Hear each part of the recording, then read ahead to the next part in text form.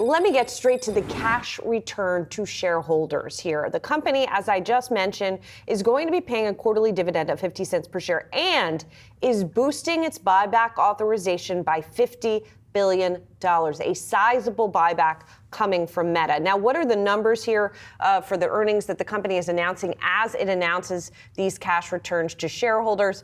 Most of the numbers are coming out ahead of estimates as well. Daily active users across the Meta platforms here, daily active users at about 2.1 billion, monthly active users at about 3.1 billion. Both of those pretty much in line to slightly ahead of estimates here. At the same time, the company is coming out with fourth quarter earnings per share of $5.33, beating the average analyst estimate of $4.91. We were talking about what we were looking for ad revenue.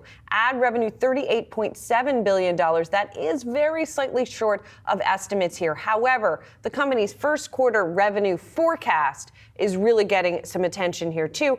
$34.5 billion to $37 billion. The estimate for $33.6 billion. Listen, I know that was a lot of numbers. The bottom line is here, this is a fairly solid, would I even say spectacular beat on the part of Meta, and that buyback boost is definitely eye-popping for that raise of the buyback authorization by $50 billion.